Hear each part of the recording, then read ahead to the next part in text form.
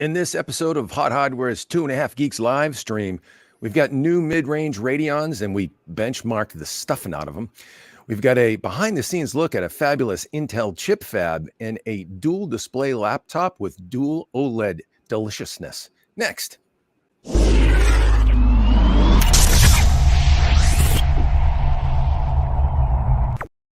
Welcome back, my brothers and sisters. Dave Altavilla here for Hot Hardware, hothardware.com. That's where you can find us on the web, don't you know? This is our live stream, Fridays at 1 p.m. As always, with me, my compatriots, the effervescent and occasionally grouchy, but not today, Marco Chiappetta. How you doing there, I thought kid? you were going to say me. I'm usually grouchy. Yeah, you are usually grouchy, but how's Marco doing first? We'll get to you in a minute, Chris. No complaints. No complaints. Excellent. Chris, do you have complaints? Always, but I'll leave them off air. And Chris, stop breaking stuff. Okay. Hey, I've only broken the site once today. It's fine. Yeah. Wasn't my fault. Yes, right. That's what they all say. Yeah, so welcome back. Happy Friday, everyone. We're running flat out and having all kinds of fun with new tech these days. Lots going on. And yes, coming up, we have a laptop that has dual OLED displays, like 13, 14-inch ones. And yeah, pretty tasty. We'll be talking about the Lenovo Yoga Book 9i shortly, as well as benchmark galore data for new Radeons from AMD. And and then Chris even got some behind the scenes action over in Malaysia with the folks at Intel. So we'll be talking about that too. But in the meantime, let's dig into some quick hits. But first, before we do, on the news, that is, before we do, what's going on in your labs, gentlemen? Do you have anything exciting on the test bench? I have a bunch of SSDs to retest because the gloriousness that is Intel microcode and Windows 11 SSDs are performing completely differently today than they were, about 6 weeks ago. So all of my reference data is now trash. So yeah, I am amidst the testing a boatload of SSDs. So you got bit by the Windows bug that tanks SSD performance on some systems. It's a different thought one. It was that. Different bug? I thought it was that, but it's something else. So I actually ended up using an ISO from January and putting a fresh boot drive in the test rig, and performance was still crap. And in chatting with somebody that works at a SSD controller company, was informed that an Intel microcode update on some motherboards was doing this to him too, and he hasn't figured out a workaround, and suggested I just switch to a different motherboard, in which case I'd have to retest again anyway. So whatever, more work. Yeah. So we can blame Intel for this one, maybe. I guess. I mean, I don't have confirmation, but just as long as we get the relative performance correct in the end anyway, that's but if I could get to the bottom of it, it looked like, just to use the T700 as an example, that thing in the high Q depth random transfers and crystal disk mark was above a gig a second before, and now it's at like 700 to 800 megs a second, and every other drive commensurately reduced as well. So it's like, if random transfers took a 20% performance hit, it would be great to figure out why and fix it, but I'm not quite there, and I don't have the time to dig in, so it's just retest time. The funds of the technician and editor. What are you going to do? You just got to kind of plow through it and do the best you can, man. Yeah, a lot of plowing. A lot of plowing. I'm going to leave that one alone. Chris, you're not plowing because you're in Kentucky these days. You used to plow quite a bit when you were in Maine. Oh, yes. I was always out on the farm. Yes, the snow plows, yes. Not quite that time of year yet anyways, but no. There's a surprising amount of farmland in Maine, but not so much where I am here in Kentucky. You got to go out further west for that. But no, instead I'm farming through Workstation benchmark review. So I've got the Precision 5680 here, 16-inch with RTX 5000 Ada generation graphics on there. Then this one just showed up today. So this is the Precision 5480 with RTX 3000 ADA. And then I've got a workstation desktop over there, the 5860, not to be confused with the 5680.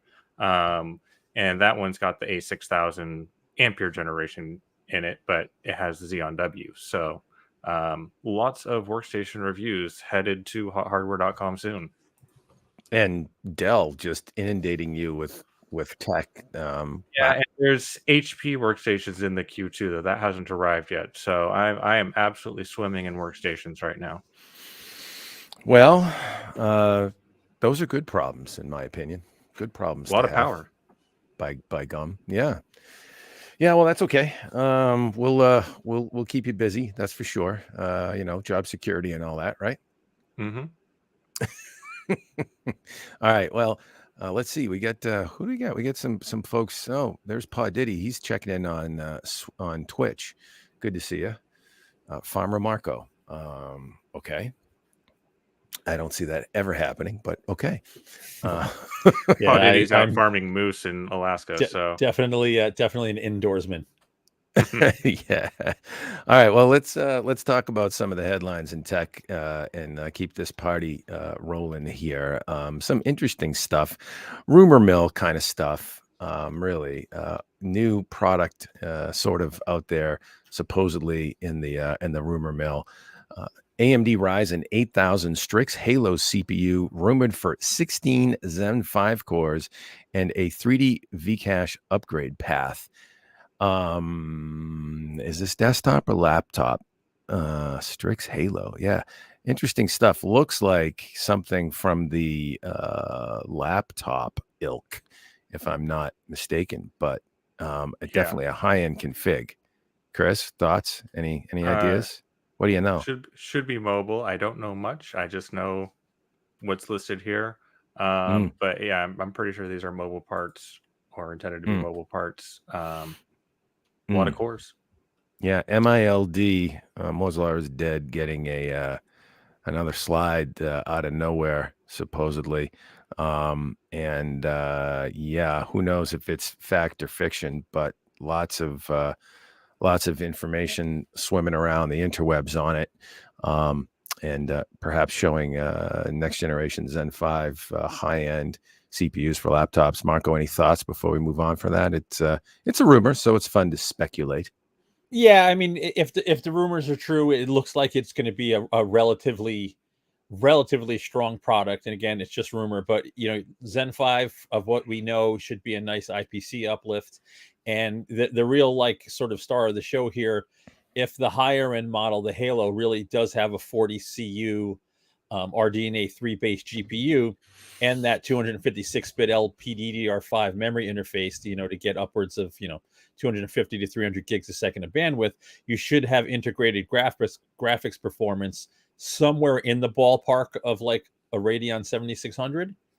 And that would be phenomenal for integrated graphics.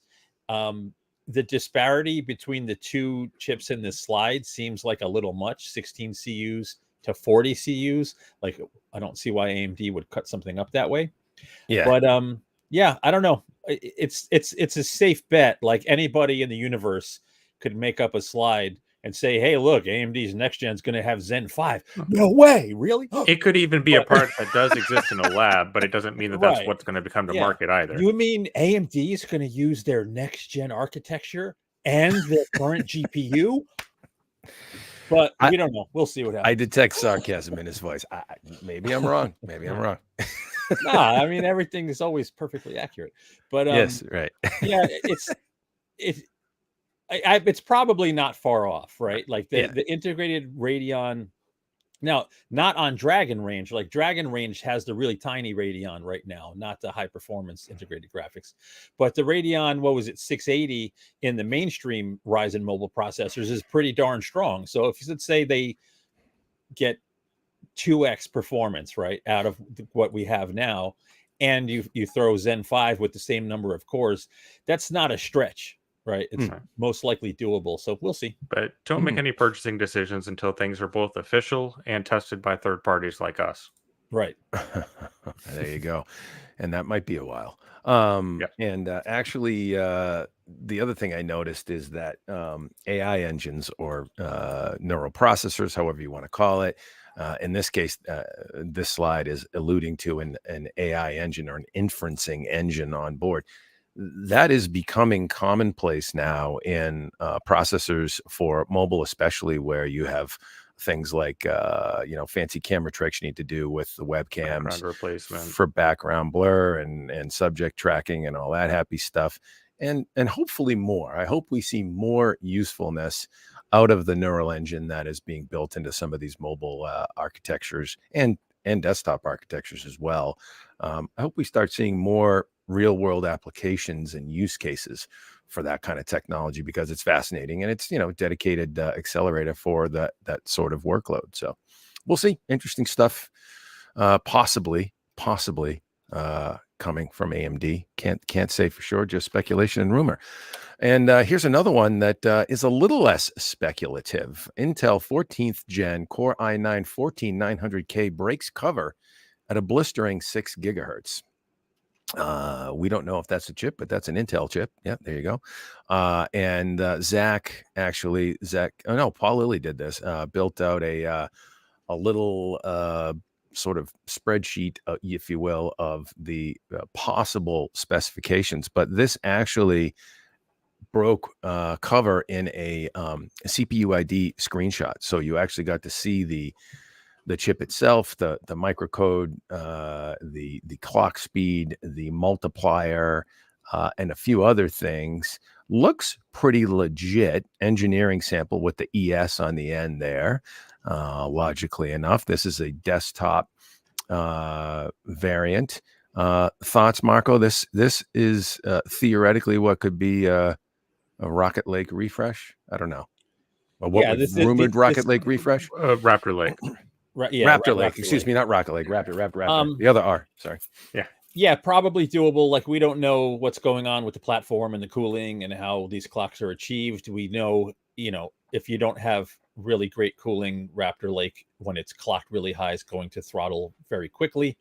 So, yeah, I mean, there was rumors a few weeks ago that the desktop refresh is an average of a 3% performance boost, which is not going to get anybody terribly excited. But yeah, I mean, if there's a 6 gigahertz clock version and some other special tricks, perhaps with updates to the platform, we'll see how things shake out. I'm not expecting that current Raptor Lake users will want to upgrade, but if you're coming from an older generation and you can squeak out a little extra performance by going to the Raptor Lake refresh, then I don't think we're going to complain either. Amen. So yeah.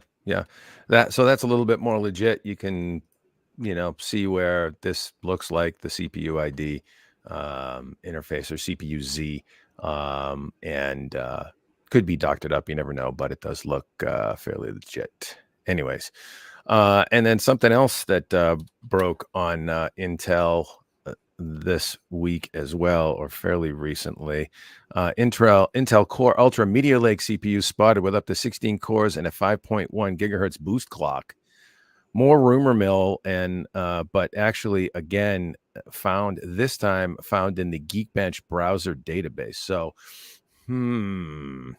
that should not be out in the wild if it's a true listing, which again, fairly reliable data if it shows up. It seems the folks who would have these early chip samples to be testing with Geekbench and stuff would have the pro version that lets them turn off the automatic submission to the database, and they should do that. But you'd think things happen. Well, this is an HP leak. There's an HP Omen Transcend gaming laptop and an HP Spectre X360 2-in-1 laptop, 16-inch. Both with these Core Ultra. There's an Ultra 5 and an Ultra 7 CPU on board. Man, I don't know if it's somebody inside of HP or if it's somebody that's got some early samples from HP, but get a hold of that stuff. Part of me thinks a little shady, because if you look at the second listing, they photoshopped HP in there twice. HP. So, well, maybe. I mean, depending on how it's set up in the system, that Right. may actually happen. It could be like, here's Yeah, the vendor, I then mean, here's the model where they also The re-put device HP ID again. could be, yeah, right. Could put it in again. Yeah. maybe Could. I mean, it could. yeah. It could. It Anyone's could be guess. Interesting. It might not. I mean, it's a safe bet. Meteor Lake. I have a feeling Meteor Lake's going to kick some butt. But yeah, that we should know sooner rather than later. Right. Those are they're coming fast, I think. Yeah. And the performance looks, pretty solid here based on what these two tests are showing. But yeah, we'll see. Looks like if you take it for face value, 16 core, 22 thread chips with 6 performance core, 8 plus 2. That's interesting. What's the So config he's talking about? the other shadiness, is lower single core on the gaming notebook. Like you would think a bigger notebook with better cooling. But well, it's got an Ultra 5 versus an Ultra 7. Oh, yeah, so that splits what, 6P cores, 10E cores? Right, but what's the 6.8 plus 2 that our buddy Mark Tyson put in there? Why am I blanking on that? So I can't say. Okay, we'll leave it alone.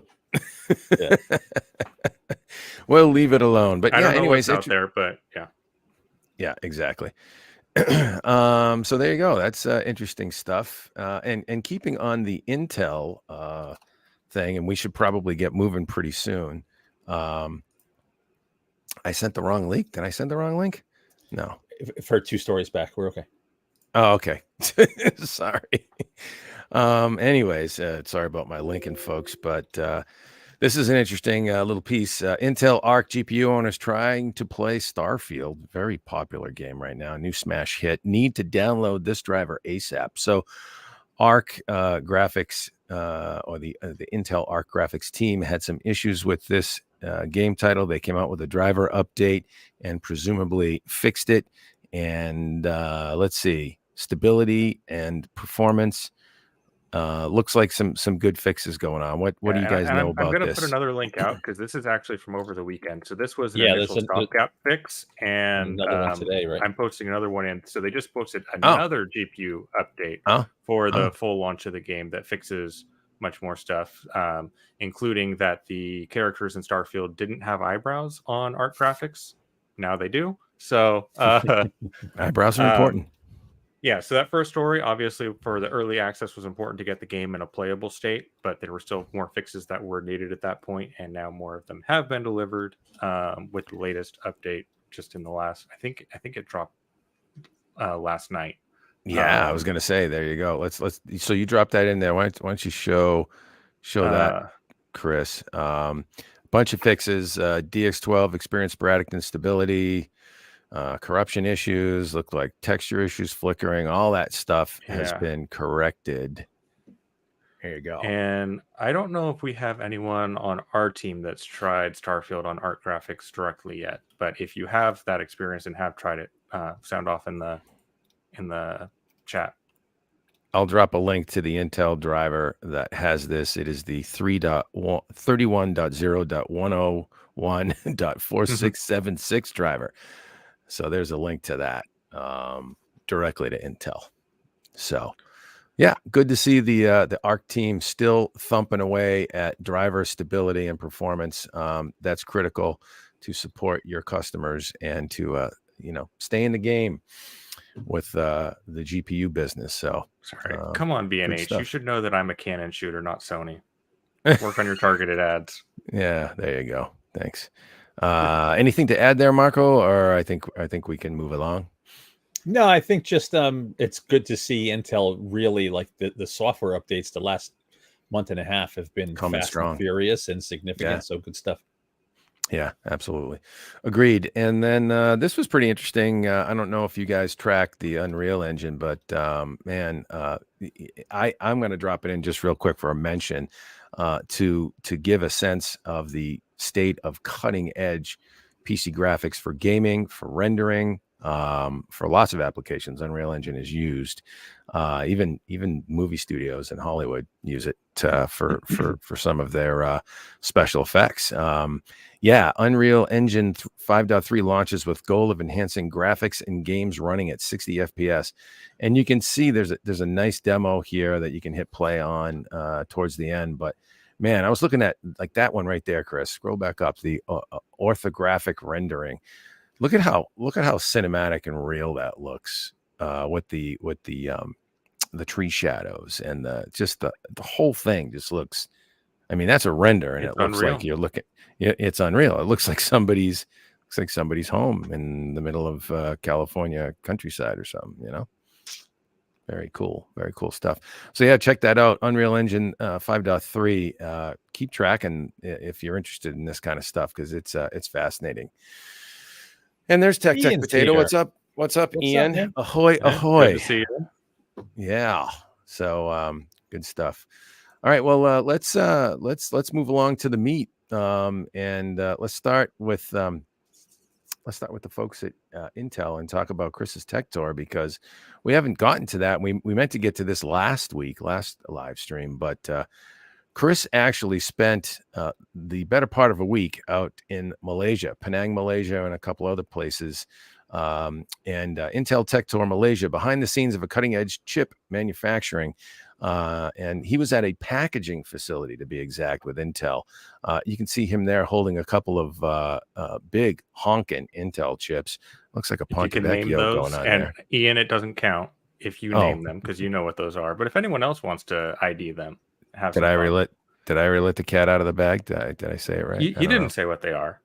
Oh, okay. Well, I did. I kind of mentioned it. I'm thinking one of them I have in hand in a different form here with the IHS, but the other one's a much bigger fun chip. Yeah, I was thinking it's a very Italian sounding chip. Yeah. So yeah, I was out there. It's Ponte Vecchio. Rhymes with Pinocchio or something. I don't know. Yeah, Ian was out there as well, and a ton of other members of the tech press and analysts and influencers and everyone else.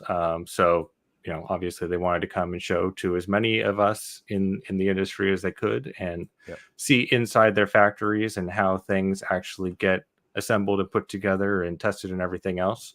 So the Malaysia site in particular is the first place that Intel expanded its manufacturing to outside the US. So it's been in existence since 1972. The original site is still under Intel's control here, though it's been knocked down because they're building an even larger facility for their advanced packaging called the Pelican site right here. So we drove by and did see that under construction. So that's part of it. Yeah, we got to go in and see starting to go out of order with the tour we did because we actually saw the assembly and packaging stuff first, but it makes more sense, I think, to explain it from the process of the chips perspective. So they don't do the fabbing in Malaysia. That's at their other sites like in Oregon and Israel and elsewhere. But they do receive the wafers in. So you get your 300 millimeter wafer. And then that needs to be diced up into the dozens or hundreds of chips to continue from there. So first they'll mount the chip onto a Mylar backing, which in the case of like the server chips or desktop chips, they pretty much just do that and continue on. If it's a mobile chip or something that needs to be thinned down, they'll actually face mount it on the backing first, grind down the back of the chip to whatever thickness they deem necessary, and then invert it back onto another back mounted bit of Mylar. So the Mylar is really there to provide structural integrity for the next step, where they take diamond tip saw blades and will saw through the chips. Sometimes I'll do some laser scribing first, but then it comes here where it actually pieces out bit by bit each little chip and moves it onto a tray. And it's very quick operations. So here you can see, I think these were Alder Lake on the tray. I'm trying to remember. Ian can probably say exactly what those are. But they've got these trays set up so that they're not socketed or anything, so they can put any chip that's coming down the line in the same trays. Makes it much more flexible for their processes to go through. So it is Alder and Raptor. Okay. And so from here, the chips go over to their test equipment. Their first big test bit. And so these are different test cells arranged in these giant machines that are performing different electrical and kind of performance testing, seeing what cores are working on the particular bit chip and whatever, and ultimately assigns what SKU it's going to be a part of. So if there is a core disabled or something like that, it may come down a stack and instead of an i9, it's an i7 because there's some E-cores missing, that aren't fully functional or something like that. So all the binning kind of stuff is happening here, or seeing if the chip's outright defective. Then all the chips go back onto a tray and back over where they get placed onto reels. So they're moved around with these machines. These are AVGs, which kind of chime like ice cream truck as they drive around the facility. They're fully automated. They can see around them. So it was kind of funny as we were going through, the workers were like putting up their hands to block the machines and stop them from going. And then, we'd pass by and they let them go off. So they're not running like scripted pass through. They really are navigating their own way based on whatever system very cool that Intel has that says, hey, this is the most optimal place to take these particular chips here. But yeah, anyways, they go back, and then once the chips are classified, they get put onto these reels so that they can then be distributed to other facilities for the packaging. And then, the chips that didn't pass the initial testing in any usable way then get sent for recycling or potentially failure analysis or something like that. Very cool. Yeah. Wild. So that's the slice and dice part of it, and then that's the slice and dice, which they call dice sort, die prep.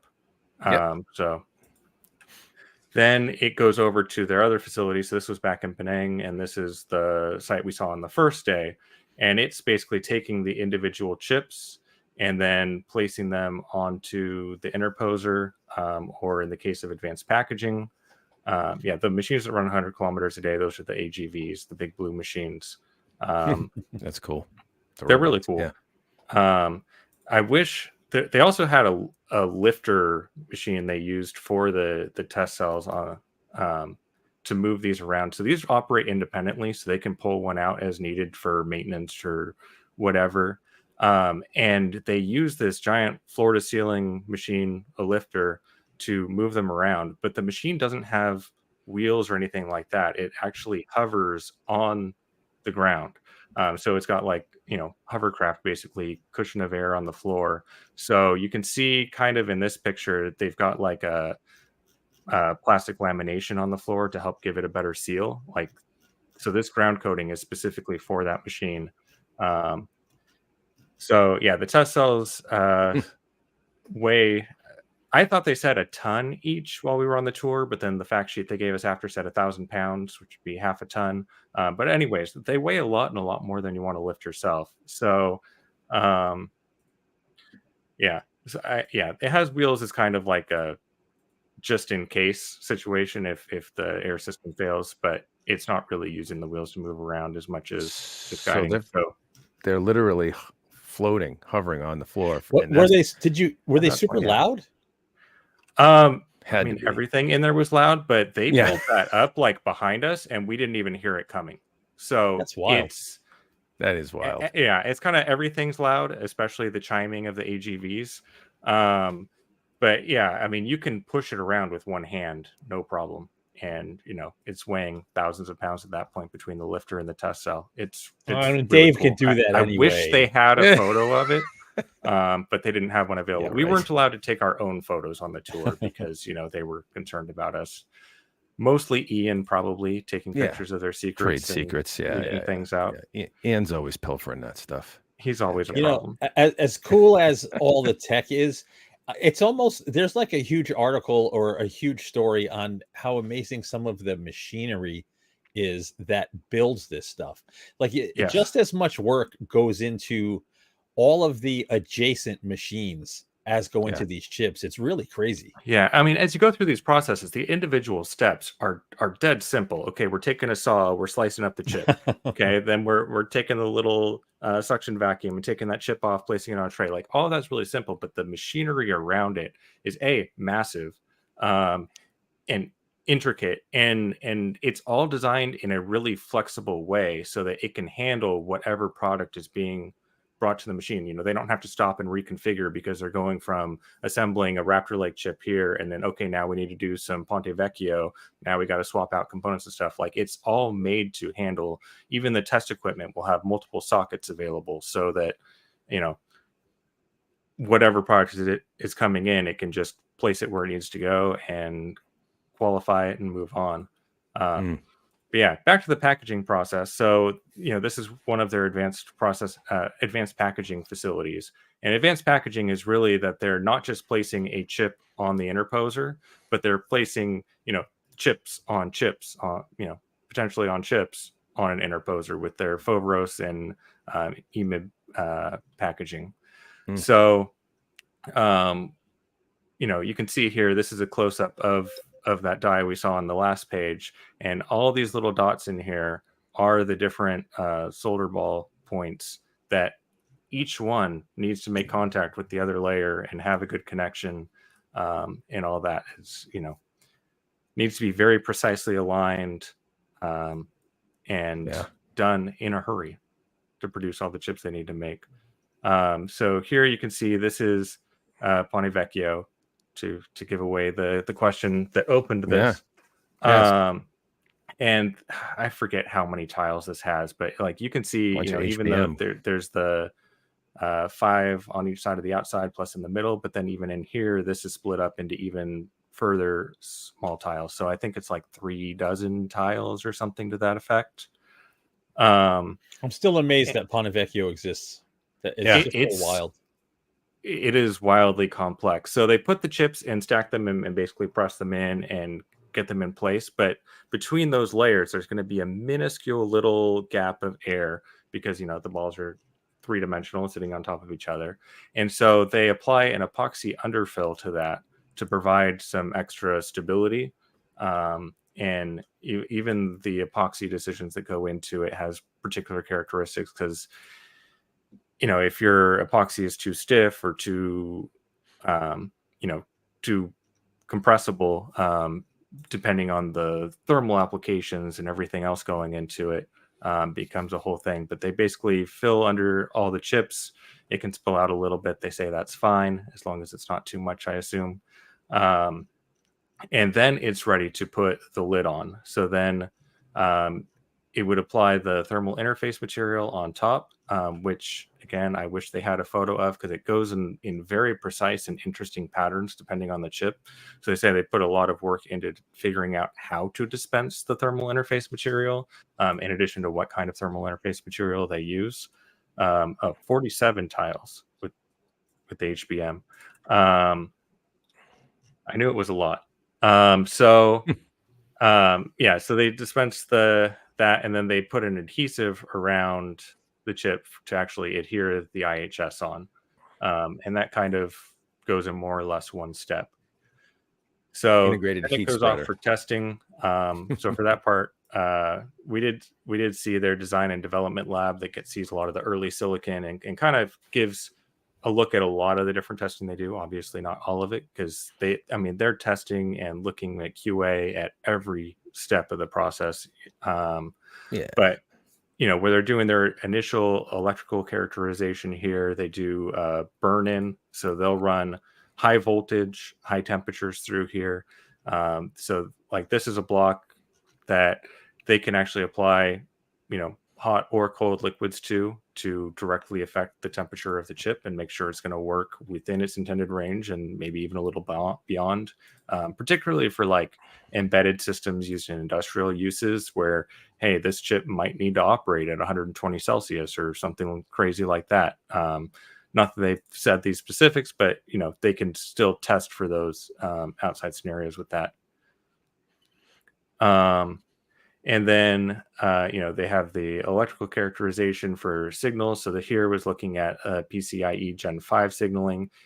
This little green bit here is kind of a keep out area for the signal that they don't want it to bleed into, to be able to have, good signal integrity and maintain the incredibly high bandwidth that PCIe Gen 5 can deliver, and presumably Gen 6 and 7 and so on into the future. And just looking at all this equipment that goes into validating that, I mean, you can see how rigged up this system is. They do full platform validation as well, so they'll work with the OEM vendors, get early samples of their systems in, and make sure that everything's working as expected. They'll test them with peripherals, with multi-monitor setups, with webcams, whatever else they expect the users to use. They're testing different operating systems on here, so they'll run every chip through Windows and Linux, and if some of the embedded systems will have their own OSs. So whatever they expect the customer to use, they're running that here to make sure it works. And in the cases of the early silicon samples, then they can give feedback back into the design phase, and it kind of goes through and all the way up till high volume manufacturing. Very cool. And a lot of this test equipment, if not most of it, they actually build in-house. So the Sims center is actually attached to where they were doing the die sort die prep. And so this facility builds the test equipment for just about all of Intel's facilities around the world. It's the main place that they do this. So they'll assemble their own PCBs, put the components on, solder it all together, and then assemble them into different testers. So we got to see a couple in, not complete detail, but better detail, which is the high density burn-in tester, which they use for the burn-in testing, which is able to apply the different temperatures and voltage.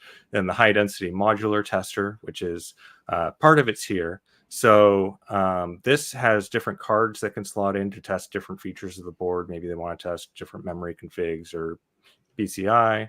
And then there's an interface here under this red or orange shroud that connects with a pretty large PCB that'll actually have the socket for the processor on it. So they can swap those boards out and test different chips with it, do the full validation. It's very flexible. Again, if they do need to change out what cards are in it, is just literally slide them out, slide in the ones you want, and move on. It's about high throughput and flexibility. These are cool. Other testers for the system level tests. And again, I had Ian saying who tests the testers. Well, Intel also tests the testers. So there are test processes on top of the testing, but then you got to test those. It's a whole endless chain that has to end at some point, I guess. And then we also got to see inside their failure analysis lab. So if a chip does fail for any reason, they can send it here, and they've got, again, all kinds of equipment to go through and diagnose. If there's a misconnection in the chip, maybe it's a few layers into the PCB, they've got ultrasonic scanning that can detect where that failure is. They've got thermal imaging in this situation, so they have little microprobes on the bottoms of the contacts, light it up, and then looking for hotspots basically to help zero in, which you can see on this right screen. It'll actually show you approximately where that failure is. And it doesn't have to be a complete chip failure either. So they showed an example here with a GPU defect where there were these bright lights that were appearing during the 3D Mark render, which if you're into JJ Abrams, maybe looks cool, but probably not what you actually want your GPU to be doing. So they can do this to reproduce an issue versus a known good system on the bottom, and then further track down and hopefully get to the root cause of the issue. Every issue is going to be different. So they say it could take a few minutes to find an issue, or hours, days, weeks, months, whatever it takes. But it seems like they are pretty well equipped to find the source of an issue wherever it may be. Nice. Good stuff. Fascinating. Yeah. Here, I mean, I like this photo because you can see the AGVs in back, and they're just kind of coned in, and that's just their sensors keeping them in place. As soon as they remove those cones, those would just start going again. That's cool. the robots. Well, hey man, that's wild stuff. Thanks for making the long trek over to Malaysia for us and getting that behind the scenes look. I mean, talk about bleeding edge. That's the thing to remember that differentiates Intel versus, say, frankly, most other chip players in the industry. Whether you talk about Nvidia, AMD, you name it. Intel is not a fabless semiconductor company like AMD is. They don't have the fabs. They don't have these packaging facilities. I mean, they probably do have some level of package and test, but not for high volume and right. And yeah, the Intel is a chip juggernaut, and this is where they excel. It is their differentiating feature. It used to be that so many chip manufacturers did have their own fabs and did build it themselves, and these days they are absolutely a rarity, and it's some pretty impressive stuff. And yeah, sorry, don't forget they're putting another $7 billion into the USD into the site. Yeah, they're talking about the serious investment in not only the US but in their own infrastructure, all these fabs with their IDM 2.0 strategy. And yeah, as you can see, that's all clean room facility. Did they tell you how many parts per million clean that clean room was that you were in? Because everybody's wearing a bunny suit. yeah, You're double masked because of your beard. Yeah, so it all varied depending on where we were. So the only place where we wore the full setup like this, I think, was actually in the assembly space. Most other places, maybe the hairnet and stuff, but I'm trying to think. I mean, there was a lot of jet lag involved, so trying to remember exactly what we wore and how much where. Yeah. But yeah, varying levels from just a smock and like say the failure analysis lab to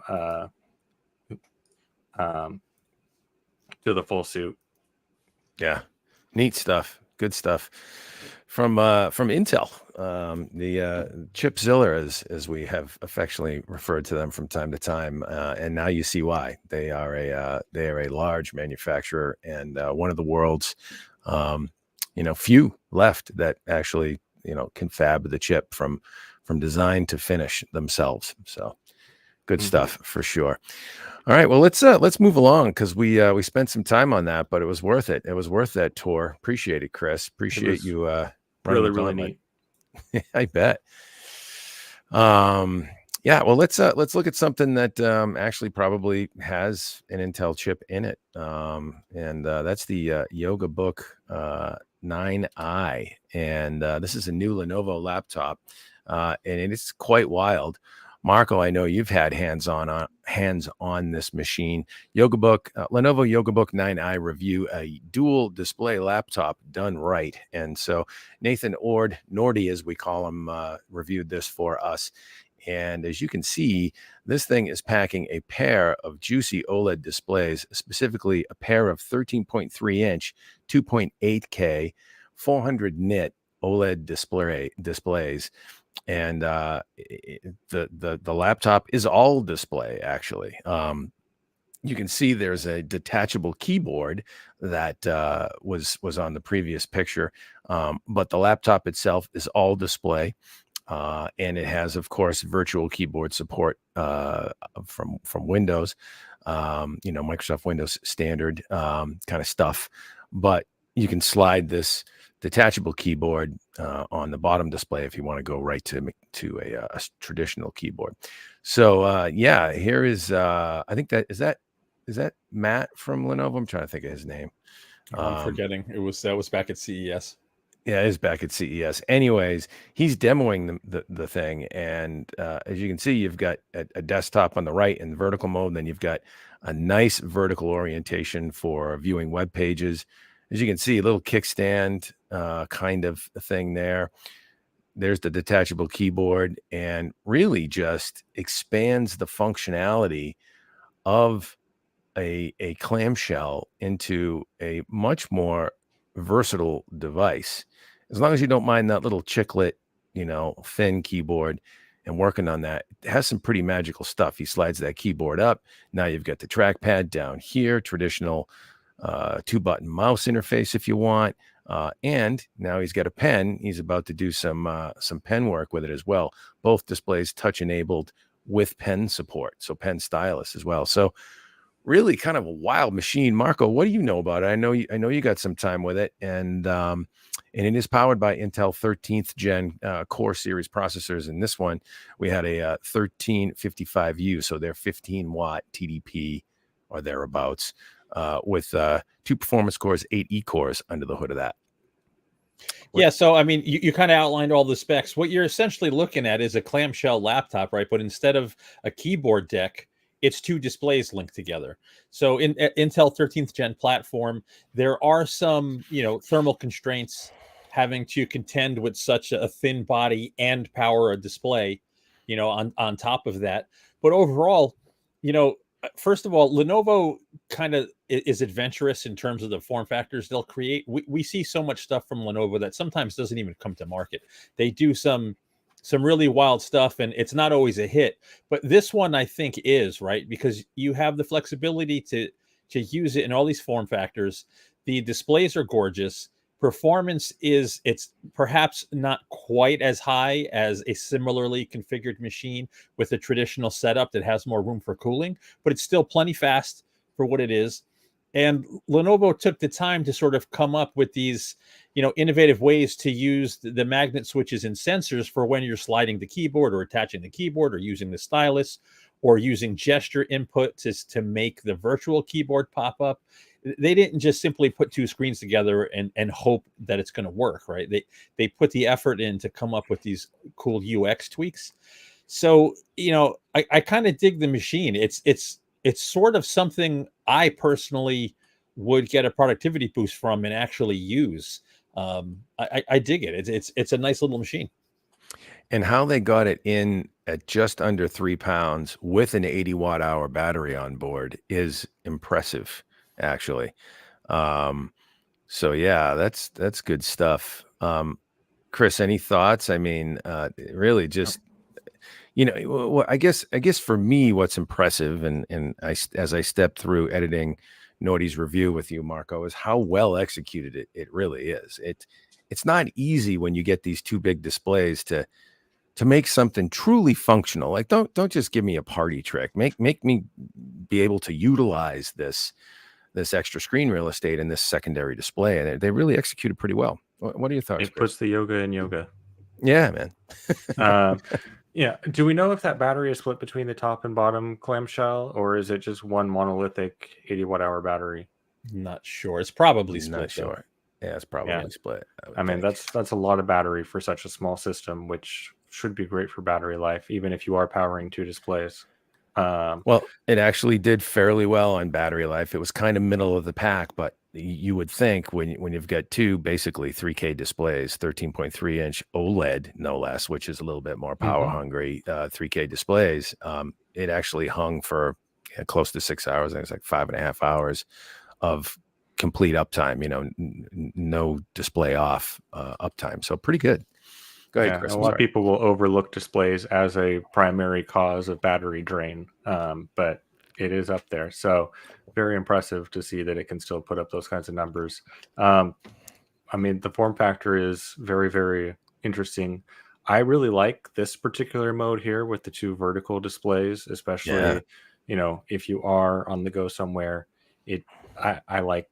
I personally like segmentation. I'm not someone who uses an ultra wide monitor with my desktop. I've got 3 distinct displays.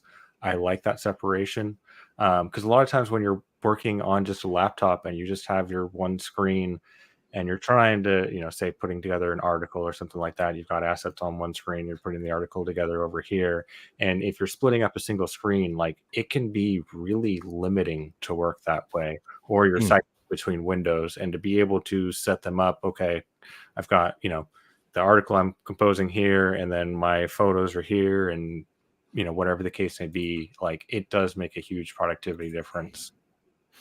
Yeah, I agree. I mean, if you're on the road and you need to have this kind of screen real estate and functionality. It can be, I could think, as Paul Diddy says, could be a best friend. Yeah, and pen input as well. I could see, certainly content creation folks, and markup and different productivity tasks as well. It could be a real handy machine. And I'll say, like, the temptation could be to make this a unified display. And I think we've seen a system like that where it's one display that folds open. And I personally like the separation. I don't want it to be a unified display. So I prefer this approach. But yeah. Yeah. not And the everyone other might. cool thing is it's, you get all of the traditional yoga sort of usability modes. You have the tent mode, the display mode. You have a traditional clamshell mode with the keyboard. Then you also get, tablet. You get a full tablet mode if you want, like this open book mode, the dual landscape. Like it's just lots of cool stuff. And it's the only thing you really sacrifice is got to carry a couple extra things in terms of the stand and the keyboard, and you don't have quite as much key travel. Lenovo's known for their great keyboards, and you don't have the key travel on this. But other than that, like, you don't really give much up. It's you just gain all this additional functionality. So Yeah, it's pretty cool, man. I like it. I'd like to try and live on it for a couple of weeks. Yeah. And I like how the stand folds down and wraps around the keyboard for, so you can just slide it right in with your laptop in your bag, and it's not taking up a huge amount of space to be able to support that either. Yeah. And I misspoke earlier, actually. 629 minutes of battery life in our PC Mark battery video loop test. So just looping video, local video, on the machine with the display lit up, calibrated, and all that good stuff to a certain level of brightness that's actually usable. That's the way we set it up. 10 and a half hours to be exact, 10.48 hours. So not too shabby at all for a dual OLED display laptop. Yeah. The with 13th yoga gen. Yeah, with 13th gen. Yeah, with the latest and greatest under the hood. So the Yoga Book 9i, it is pricey at $19.99 starting price. But that comes with the mouse. It comes with the pen as well.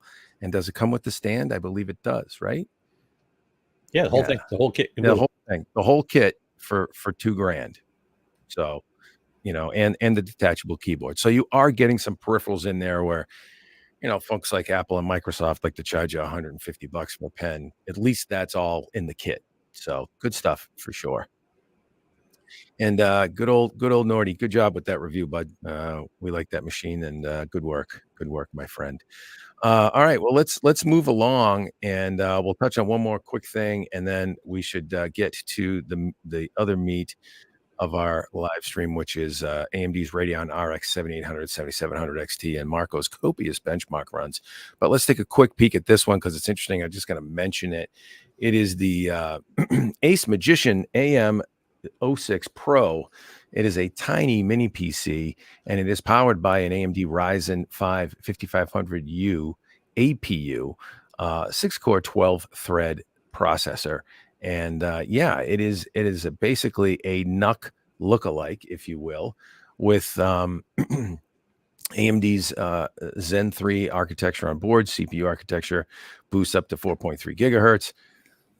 These little machines are your forte, Marco. What do you think about this? They tend to be quite popular with our audience. So I love these highly integrated little mini machines. So this guy, you have a previous gen Ryzen processor, but this nice, that same sort of 4-inch motherboard inside a handheld NUC.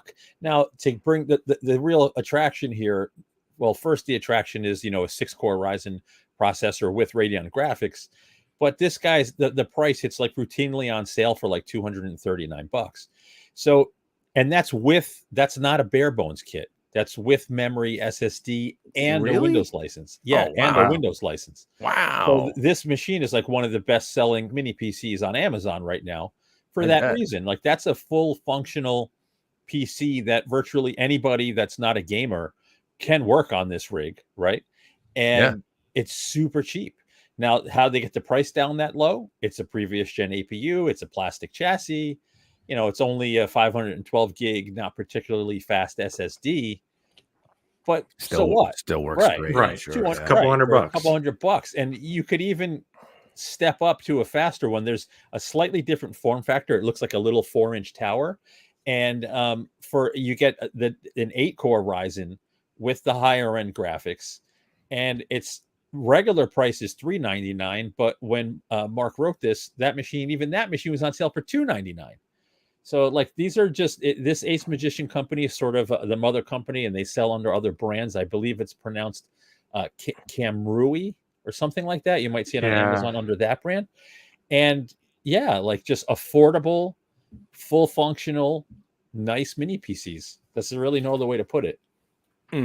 Good stuff. I don't want to spend too much time on this. It is wild because I want to give you some time to talk about your Radeon review. But yeah, boy, that's a whole lot of PC for not a lot of money. It looks Dual you got mix. dual LAN there, dual Yeah. mix. No kidding. Wow. Like Yeah, that would make an that's awesome cool. router, you know. Mhm.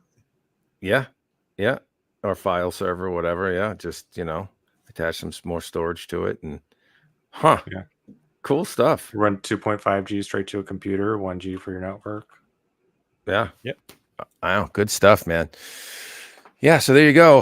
Thanks, Mark. The Ace Magician AM06 Pro mini PC. You can get them on Amazon. We'll have to drop a link in the chat. We'll do that shortly. But let's drop this in and talk about Marco's benchmarking experience extraordinaire with AMD's Radeon RX 7800 XT and 7700 XT mid-range AMD gaming GPUs put to the test. Pricing is interesting. I will say that that was my initial thought was $50 differential between the 7700 7800. So there's a little bit of a head scratcher there for me, but other than that, pretty It's performant. What's that? Similar to what we saw with the 7900 XTX and the XT pricing. Yeah. Which but it'll shuffle, but yeah, at the same time, it's easier to bring a price down than bring it up because that makes people cranky. there you go. Marco, thoughts on this? You really took these around the test track for a lot of benchmark runs. Yeah, before I continue, I'm mesmerized by the photography. Look at that beautiful shot. Wow. So sexy. So sexy. So yeah, the 7800 XT, 7800 XT, and 7700 XT. I'm going to burn through some quick specs, right? They're both based on the Navi 32 GPU. So it's not the same chips on the higher end cards. It is a scaled back it's a multi-chip module, right? It's scaled back from the Navi 31 on the 7900 series. But the 7800 XT is sort of the full implementation, 60 CUs with the MCDs, surrounding the GCD. And the MCDs are sort of the memory controller modules with the infinity cache. And the 7700 XT essentially lops off 10% of the CUs and one of the MCDs to lower the bus width on the memory interface, right? So just a scaled back version of the 7800 XT, otherwise very similar. The other sort of differentiating factor here, though, is AMD is making reference 7800 XTs, but all of the 7700s are going to come from third-party board partners. So you'll see all, divergent designs for the 7700, and I assume divergent pricing. So that $50 MSRP difference, which is really not big enough when you look at the perf. It's the 7700 XT, the MSRP is too close to the 7800 XT, in my opinion. I suspect in time they are going to have some separation, right? But what you see if you look through the numbers, when AMD announced them and when NVIDIA sort of announced original pricing on the 4060 Ti, that's 4060 16 gig, and the 4070, it's sort of a different situation now as of launch day.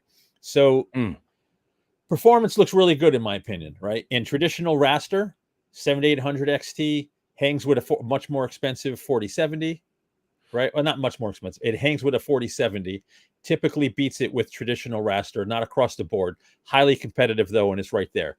Add ray tracing into the mix, and depending on the level of ray tracing, right, it sort of determines where NVIDIA finishes. With something like Cyberpunk or Returnal, right, or Guardians of the Galaxy, let's say, NVIDIA's got a big advantage. They're just simply a generation ahead on ray tracing, and NVIDIA wins there. If you look at something like F1 2022, it's a much more competitive fight. So depending on the level of ray tracing, it's not a wash for NVIDIA. But one of the really interesting results for me is if you look at the DXR test with 3D Mark, an ARC 770 actually beats the 7800 XT in pure path tracing performance, right? So AMD's does have work to do on the ray tracing side. But all that said, highly competitive card at $499. 7700 XT still also competitive. Like the 7800 XT dukes it out with a 4070. The 7700 XT dukes it out with a 4060 Ti, right? But 4060 Ti and 4070 pricing has come down, so they're like right in the same range. So it really is going to depend on what games you're playing. Is going to determine which one of these you would choose. It's really what it boils down. And there's so little wiggle room now because the previous gen cards have come down in price as well. So between like $340 and $499, that $140, $150 window, you got like 6 or 7 GPUs to choose from, including like a 16 gig 6800. Right? So it's so messy right now that it all has to shake out. But the bottom line is these are good cards.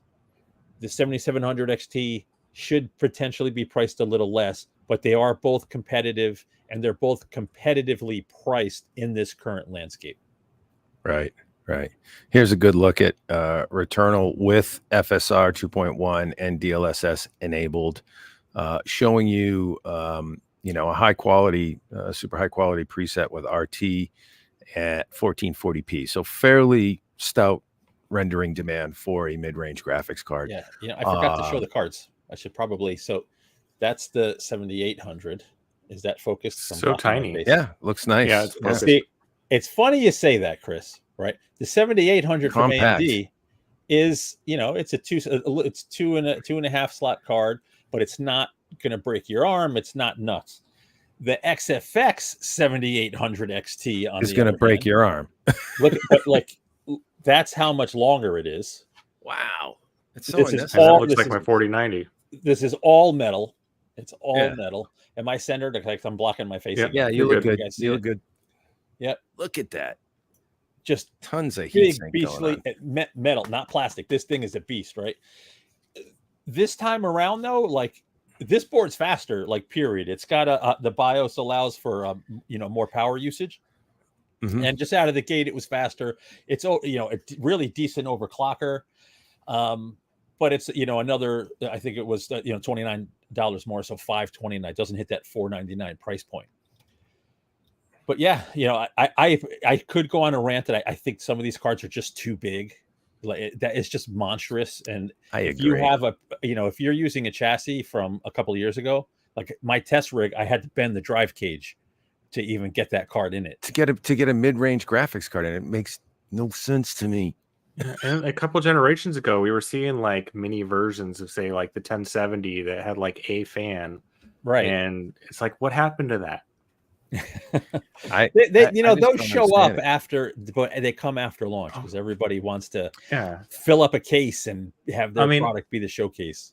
Right. I mean, stock speeds are usually good enough. The overclock models can add performance, but if you show someone a blind side by side of 133 FPS versus 136 FPS, they're not going to know the difference.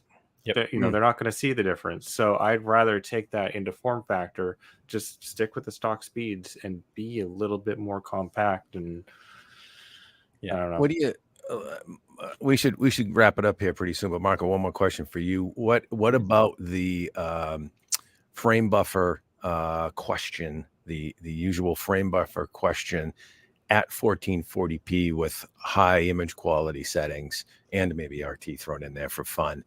Does that give a discernible advantage for AMD versus, say, 8 or 12 gig configurations for GeForce RTX 40 class cards? Well, yes and no, right? Like, and I think this is why the 7700 XT pricing is where it is.